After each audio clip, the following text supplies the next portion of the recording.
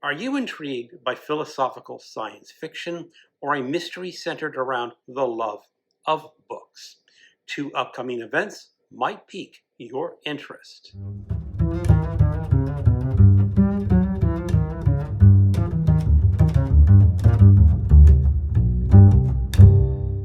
Hello, welcome to my channel, Another Bibliophile Reads. My name is Greg. Today I'd like to announce two upcoming reading groups that will be running over the next couple of months. Although they're very different from one another, I think they both offer something special. One explores the strange, unsettling world of Philip K. Dick, while the other takes us into one of the most beloved literary mysteries of the last few decades. My co-host for both of these events will be Alan at Big Hard Books and Classics. Let's begin with Philip K. Dick. Over the years, Philip K. Dick has become one of the most influential science fiction writers who has ever lived. His novels have inspired films like Blade Runner, Total Recall, Minority Report, A Scanner Darkly, and others. Yet during most of his lifetime, he never enjoyed the financial success that many readers today assume he had. Dick spent much of his career writing quickly, often producing several novels in a single year, simply to pay the bills. Science fiction magazines paid modestly. Paperback publishers weren't generous.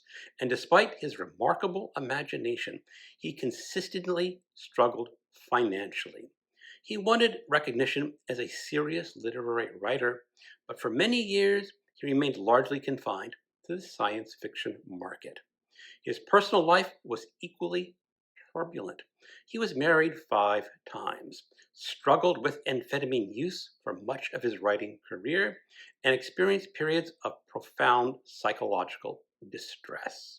In 1974, he underwent a series of extraordinary experiences that he interpreted as mystical revelations.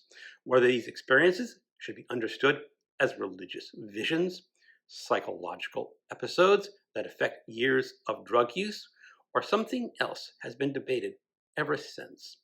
Whatever the explanation, those experiences transformed his writing during the last years of his life.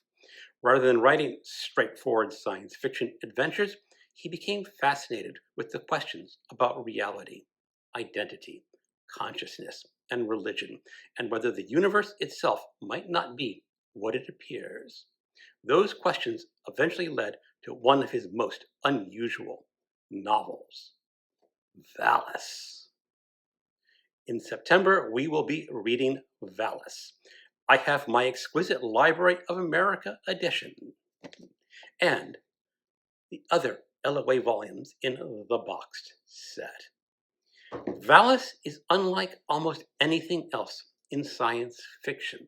It mixes autobiography, philosophy, theology, Gnosticism, science fiction, satire, and psychological drama into a novel that is often funny, deeply personal, and occasionally bewildering.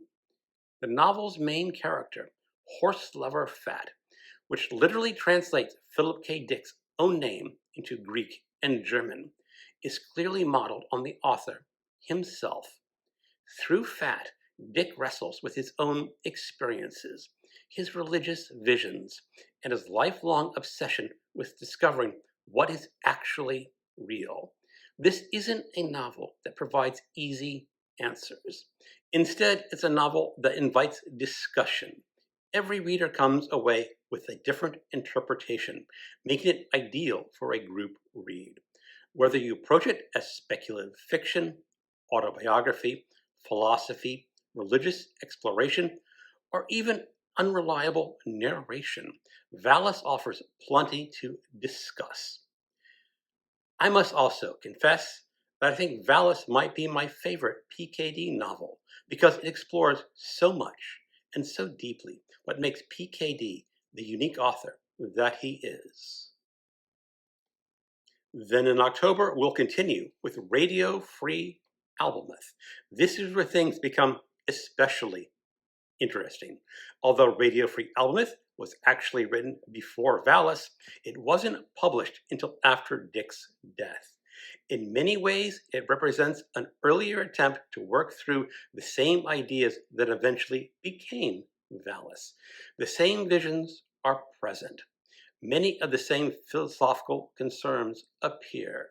Several characters and concepts carry over from one novel to the other, but the structure, tone, and execution are quite different.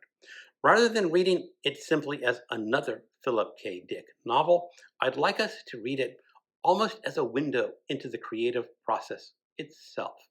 How does a writer reshape an idea? What gets discarded? What survives into the finished masterpiece? How does an author's thinking evolve between one version and another? I think comparing these two books will give us a rare opportunity to watch a major novelist revising his own ideas on a grand scale. My second confession is that this will be my first time reading the novel, so my discoveries may be your discoveries as well. Our other reading group takes us in a very different direction. In September, we'll also be reading The Shadow of the Wind by Carlos Ruiz Zafon. Ruiz Zafon was born in Barcelona in 1964. Before becoming a full-time novelist, he worked in advertising, eventually moving into writing fiction. Although he first became successful writing novels for younger readers, his international reputation rests primarily on The Shadow of the Wind, published in 2001. The novel became an enormous international bestseller, was translated into dozens of languages, and introduced millions of readers to what eventually became known as the Cemetery of Forgotten Books series.